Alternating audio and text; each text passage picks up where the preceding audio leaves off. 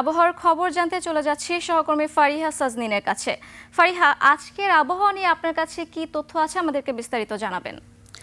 ধন্যবাদ শ্রাবন্তী। দর্শক, আজ 30শে জানুয়ারি 2026 তারিখে দেশের সর্বশেষ আবহাওয়া তথ্য থেকে আমরা দেখতে পাচ্ছি সারা দেশের নানা জায়গায় মধ্যরাত থেকে ভোররাত পর্যন্ত কুয়াশা পড়ছে। বিশেষ করে উত্তরবঙ্গের জেলাগুলোতে মাঝারি থেকে হালকা কুয়াশা পড়তে পারে বলে জানিয়েছে আবহাওয়া অফিস। বর্তমানে উচ্চচাপ বলয়ের বর্ধিতাংশ পশ্চিমবঙ্গ এবং তৎসংলগ্ন এলাকায় অবস্থান করছে এবং সেই সাথে মৌসুমের স্বাভাবিক লঘুচাপটি দক্ষিণ বঙ্গোপসাগর রয়েছে এবং এর একটি বর্ধিতাংশ উত্তর বঙ্গোপসাগর পর্যন্ত বিস্তৃত রয়েছে।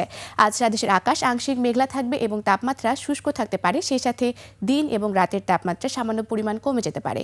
বর্তমানে বিশেষ কিছু অঞ্চলের তাপমাত্রা যদি আমরা দেখে থাকি তাহলে ঢাকায় রয়েছে 20 ডিগ্রি সেলসিয়াস, খুলনায় রয়েছে 21 ডিগ্রি সেলসিয়াস, রাজশাহীতে রয়েছে 18 ডিগ্রি সেলসিয়াস, রংপুরে রয়েছে 17 ডিগ্রি সেলসিয়াস, বরিশালে রয়েছে 20 ডিগ্রি সেলসিয়াস এবং সেই সাথে চট্টগ্রামে রয়েছে 22 ডিগ্রি সেলসিয়াস। গতকাল সর্বনিম্ন তাপমাত্রা রেকর্ড করা হয়েছে তেঁতুলিয়াতে, যা 10.5 ডিগ্রি সেলসিয়াস এবং সর্বোচ্চ তাপমাত্রা চট্টগ্রামের টেকনাফে, যা 32.6 ডিগ্রি সেলসিয়াস। গত 24 ঘন্টায় চট্টগ্রামের সর্বোচ্চ তাপমাত্রা ছিল 29.2 ডিগ্রি সেলসিয়াস এবং সর্বনিম্ন তাপমাত্রা 17.1 ডিগ্রি সেলসিয়াস। এবং গত 24 ঘন্টায় উত্তরবঙ্গের একটি বিভাগ অর্থাৎ রংপুরের সর্বোচ্চ তাপমাত্রা ছিল 27.5 ডিগ্রি সেলসিয়াস এবং সর্বনিম্ন তাপমাত্রা 15.2 ডিগ্রি সেলসিয়াস। সেই সাথে গত 24 ঘন্টায় রাজধানী ঢাকায় সর্বোচ্চ তাপমাত্রা ছিল 28.2 ডিগ্রি সেলসিয়াস এবং সর্বনিম্ন তাপমাত্রা 16.1 ডিগ্রি সেলসিয়াস।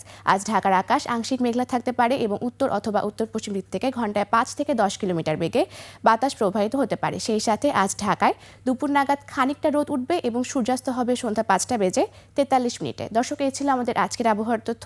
ফিরে যাচ্ছি আবারও শ্রাবন্তীর কাছে। ফারিহা, ধন্যবাদ আপনাকে।